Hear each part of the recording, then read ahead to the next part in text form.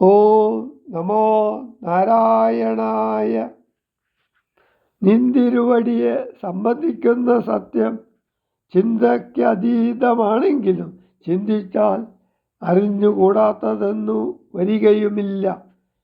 വാക്കുകളിൽ ഒതുങ്ങാത്ത അങ്ങയെ സ്തുതിക്കാൻ തോന്നുന്നത് നിരന്തരമായ അന്ധത്വം മൂലമായിരിക്കാം. മഹാമോഹം എത്ര വലുതാണ്! ഈ ദേഹങ്ങളിൽ നിന്ന് ഭിന്നമായത് ബ്രഹ്മം ദൃക്രൂപവും ഏകവുമാണ്. മറ്റു സകല ദൃശ്യവും ജഡമാണ്, ആത്മാവല്ലാത്തതാണ്. അതിനാൽ അന്യമായ മനസ്സ് പരമാത്മാവിനെ എങ്ങനെ അറിയാനാണ്?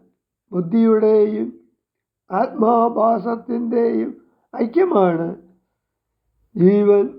അതായത് ജീവാത്മാവിന് താത്വികമായി ഒരു വേറിട്ട അസ്തിത്വമില്ല. ജീവാത്മാവ് ഒരു പ്രതീതി അല്ലെങ്കിൽ ആഭാസം മാത്രം. ബുദ്ധ്യാദികൾക്കു ബ്രഹ്മം സാക്ഷി മാത്രമാണ്. എങ്കിലും അജ്ഞാനമോഹവശാൽ നിർവികാരവും വിഷയരഹിതവും നിഖിലാത്മാവുമായ ബ്രഹ്മത്തിൽ ലോകം ആരോപിക്കപ്പെടുന്നു. തൈജസമായ സൂക്ഷ്മദേഹം ഹിരണ്യഗർഭൻ ആണ്. സ്ഥൂലദേഹം വിരാട് പുരുഷൻ. യോഗീന്ദ്രന്മാർക്ക് നിന്റെ സൂക്ഷ്മദേഹം ഭാവനാവിഷയമാണ്. ജഗത്തു മുഴുവൻ അതിൽ കാണാറാകുന്നു. സൂക്ഷ്മതത്വ പ്രതിപാദനമാണിത്. തത്വവിചാരം. കബന്ധ സ്തുതി. നിന്തിരുവടിയോടെ തത്വമീതൊരുവർക്കും ചിന്തിച്ചാലറിഞ്ഞുകൂടാവതല്ലെന്നാകിലും നിന്തിരുവടി തന്നെ സ്തുതിപ്പാൻ തോന്നിയിടുന്നു.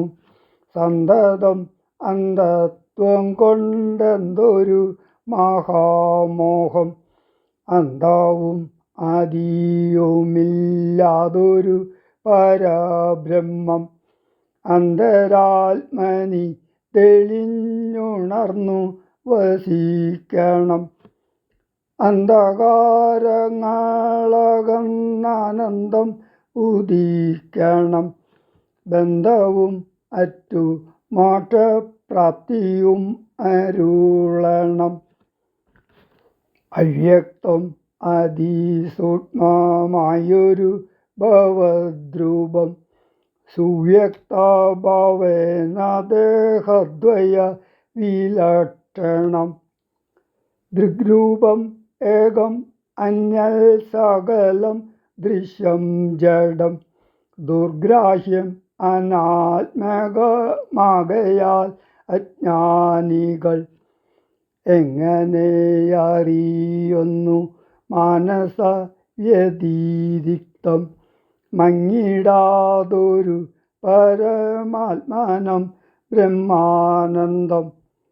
ബുദ്ധ്യാത്മാഭാസങ്ങൾക്കുള്ളൈക്യമായതു ജീവൻ. ബുദ്ധ്യതി സാക്ഷിഭൂതം ബ്രഹ്മമെന്നതു നൂനം. നിർവികാര ബ്രഹ്മണി നിഖിലാത്മനി നിത്യേ നിർവിഷയാക്കേ ലോകം അജ്ഞാന മോഹവശാൽ. ആരോപിക്കപ്പെട്ടൊരു തൈജസം സൂക്ഷ്മദേഹം ഹൈരണ്യമധു വിരാട് പുരുഷനധി സ്ഥൂലം. ഭാവനാവിഷയമായൊന്നതു യോഗീന്ദ്രാണാം കേവലം തത്ര കാണായിടുന്നു ജഗത്തെല്ലാം.